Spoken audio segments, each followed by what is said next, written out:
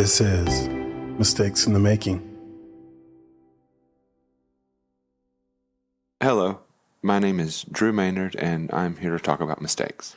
I'm kicking it on my back porch. You may hear some crickets in the background. I don't know, maybe a dog or two. Hope that's okay. So, I'm going to talk to you about mistakes, which I feel are the most valuable currency in filmmaking at our level. Yes, even more valuable than actual currency. That's until you're making real money, but also mistakes can't pay the bills. Real currency can't, telling better stories requires making mistakes. A little bit of context before I start my personal story. There's a film writer I follow closely on the internets, and he goes by the name of Film Critic Hulk. It's kind of a silly name, and I'm not even sure he's that into it, but that's what he goes by. He's great. Look him up. He's helped me be a better filmmaker with his insight, and it's rarely about Marvel movies, as his name might lead you to believe. He recently wrote an essay about a film called The Watermelon Woman, and films that maybe, quote, aren't for you. The Watermelon Woman is the first feature film written and directed by a black lesbian filmmaker. It was made in 1996. It's exactly 100 years after George Méliès, or however you pronounce that old French dude's name, bought his first primitive camera equipment. 100 years later, we get the first film written and directed by a black lesbian filmmaker. The Watermelon Woman is a landmark in queer cinema, black cinema, and female-driven cinema.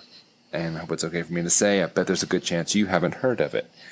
That's because white men have shaped the conception, production, commerce, interpretation, and evaluation of cinema for its entire history.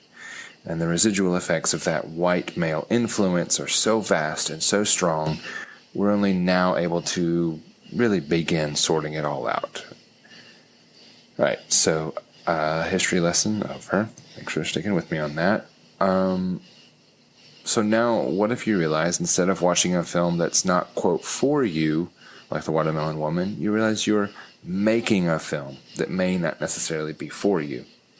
That was me about 16 months ago. Some friends of mine and very good dudes, the Bolo brothers, Jared Rosso and Grant Carpenter, approached me early in 2019 with the possibility of helping them with a feature-length documentary about Nashville's iconic and legendary shoe shiner in the arcade, Robert Percy Person. Everybody calls him Percy. He's run a shoe shine business for like 70-something years. I should know this. I made a film about him, but at this point, I had only made silly short films about sad men and a few other projects here and there, so the opportunity to make a feature-length film about a hometown hero was, of course, really enticing. And it was a bang gig. Philip Byron Jones and Tammy Parmentier Jones with Red Truck Creative, they had a budget, and they were excited to tell the story of their friend Percy. I was too. Getting paid to do the thing I love most, which is make movies? Yeah, let's go. Let's do this.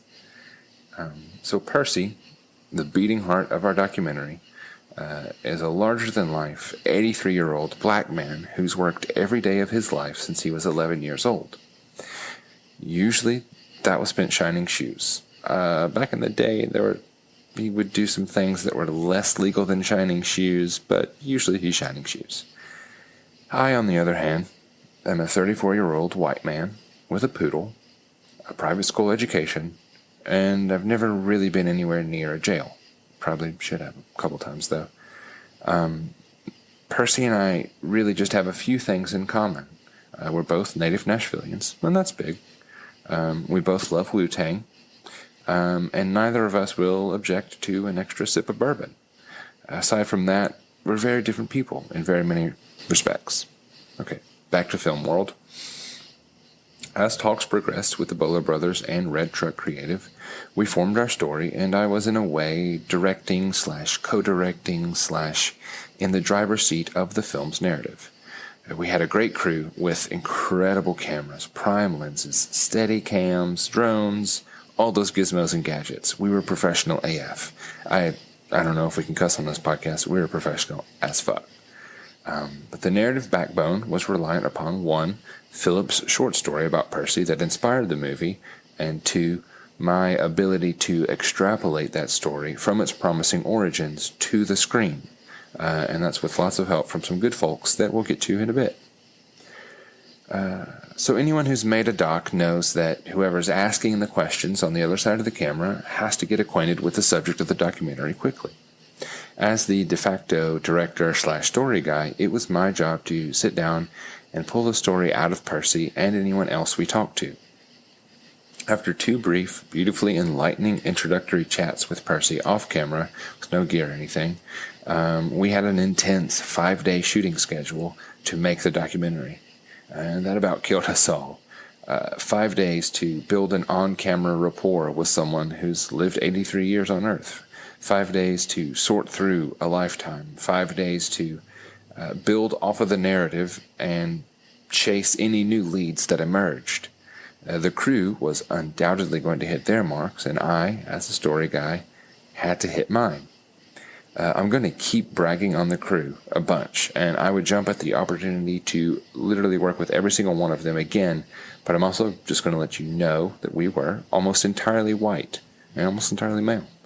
And we were making a film about a black man. So this was in 2019. We should have known better. But in a 2020 post-George Floyd world, yeah, we definitely should have known better. You're probably listening to this going, dude, what? So, looking back on this, yeah, this is why I'm on a podcast talking about mistakes. So I hardly knew her at the time, but someone who's now a friend of mine by the name of Ashley Lockridge Davis was a PA on the doc. Her partner worked with my wife and was interested in working with us on films. And I was like, yeah, let's go. We're doing this thing about Percy. Are you in? She said, yeah. Ashley's one of my favorite people.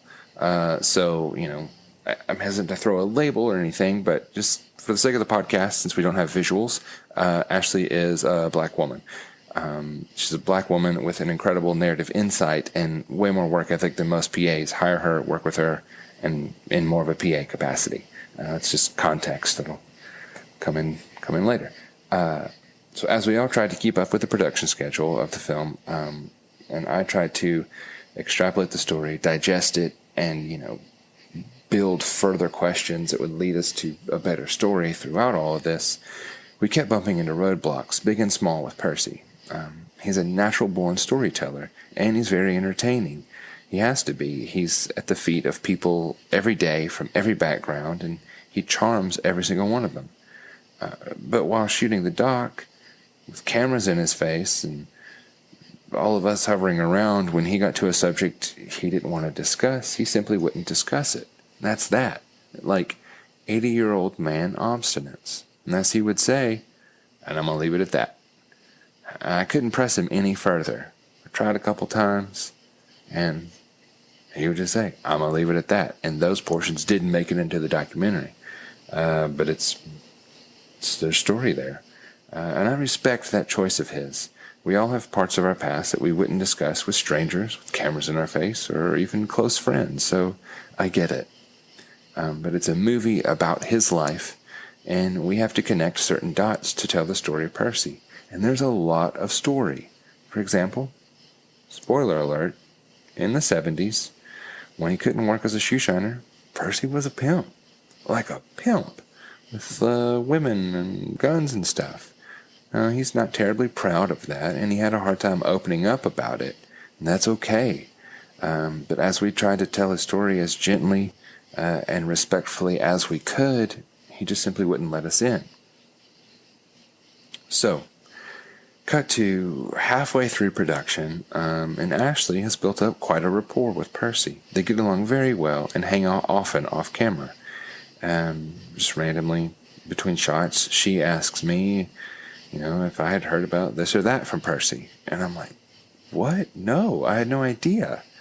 And these weren't salacious tidbits or incriminating anecdotes, but just casual stories that Percy would simply be much more open about with his guard down with Ashley.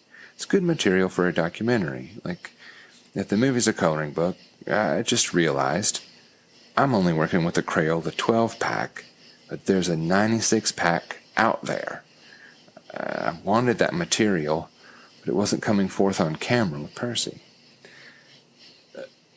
I guess I need to assure you guys that we never betrayed Percy or Ashley by utilizing any information that was spoken in confidence between the two. We weren't going to operate that way. It's just a movie. There's no need to disrupt personal relationships or anything like that. And it was all done in good faith. Just to let you know about that. So midway through production, I'm exhausted. My brain is in tatters. And this revelation of how information should flow wallops me. Sure, I'm maybe not the best interviewer, and yes, cameras are intimidating to most people, but I realized that my whiteness was a hindrance to the quality of the story we were telling about Percy. There are aspects of Percy's history that we simply could not explore. When he sits down to tell his story, it's cameras and my white face he's telling the story to. So, white people, no matter how well-intended we may feel we are, we must understand that there is an inherent and understandable lack of trust from our neighbors in the black community. It's real and it's justified. Personally, again, we may have the best intentions, but historically, white people are collectively shit to anyone who isn't white. Or even sometimes shit to people that are white, but that's another podcast another time. So this mindset of who to trust and how to trust was at the forefront of Percy's mind throughout my prodding questions. And it never occurred to me until we were halfway through production.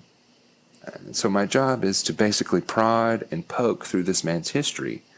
And I was asking this seasoned black man to trust me, and he wasn't having it. And that's no fault of his. I cannot stress that enough. He was completely justified in doing so. I didn't even know what I was asking of him. So, I found myself in a deep personal and creative crisis. I realized this was maybe not my story to be telling. I've never had a feeling in my stomach like I had that day. I was on set just thinking, I don't think this is my story to tell. And that's obviously not something you want to be thinking as a director of a film that's in production. So in the midst of this crisis, and not to turn it on me, Percy's life is way harder.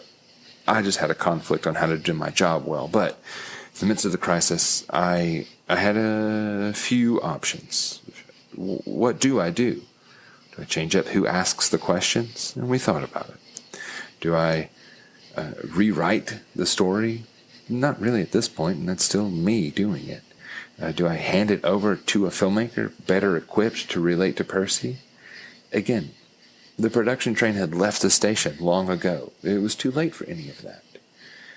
So I had to decide what to do, and I needed to do it quickly. If I made any drastic changes, would the film suffer? Yeah, it's likely. We're all new at this. Across the board, pretty much as a crew, it was our first feature. So for the director to jump ship or bring in a fresh captain, we'd very likely sink right in the middle of an intense schedule. I've been a part of those productions where the captain bailed, and I've seen the crew scramble, and the product suffers, and I wasn't going to put the crew through that or risk something even worse happening to the production. So, yeah, I stuck with it. I reconfigured my approach to the story in that it would be a different film with someone of color in my place, and I kept that in mind through the rest of production. As we learned more about Percy, his story, and interviews and connections that could help shape his story, we did everything we could to talk to older black men about the doc and let them tell his story. And those were some of my favorite interviews, and I feel they were absolutely necessary. There just aren't really movies for older black men, so their involvement in their narrative became increasingly important to us. Did we succeed in making a good film? I think so. I hope so. We've told Percy's story, but it might be the Cliff Notes version. Would the film be different had it been made by a mostly black crew as opposed to a mostly white crew? Yes. Yes.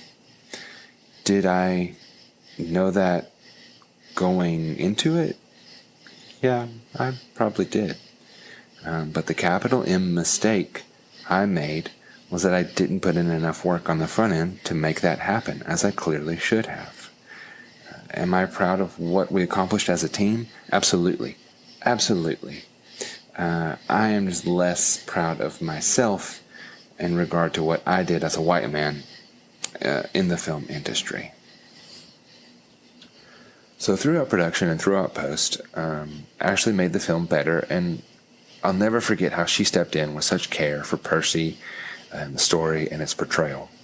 The story is better for her involvement, and I'm thankful for that. Post-COVID, I cannot wait to work with her again.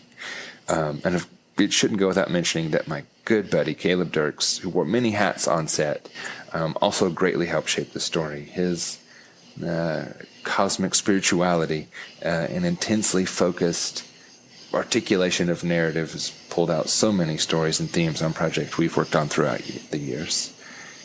And of course, Philip Byron Jones, Percy's longtime friend and executive producer of the film, he was huge in helping us procure some great stories and great insight from Percy. We even got to the point where we just have them hanging out on camera together and we'd see what we could get. And that really helped kind of make the conversations feel more natural and help break down the weirdness of the one-on-one camera interview style. If there's a moral here, it's that moving forward, I gotta do better. If anyone listening is open to constructive instruction, we've all gotta do better. Nashville's film community is overwhelmingly white men. Let's set an example. Let's do better. And let's be more inclusive. And we gotta do better not just to tick off boxes and pat ourselves on the back, but to tell better stories.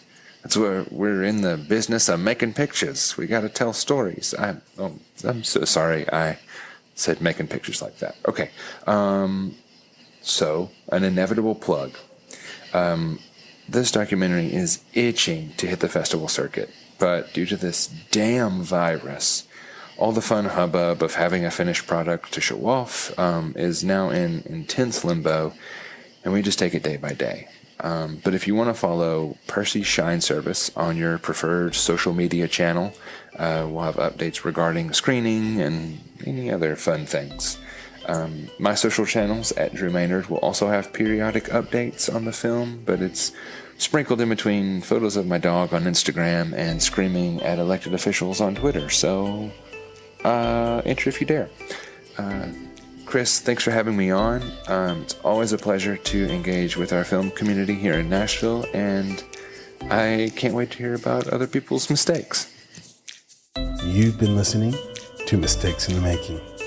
If you have your own mistake that you've made while in the film industry and you want to let others know so they don't make the same mistake, reach out to us at contact@bonsai.film and we'll take it from there. You can also reach out to us on social media at _Bonsai Creative on Instagram and Twitter, and you can search for us on Facebook and YouTube by searching for Bonsai Creative. You can also visit us at our website where we have industry insights and links to all of our podcasts and so much more at www.bonsai.film. And thank you for listening.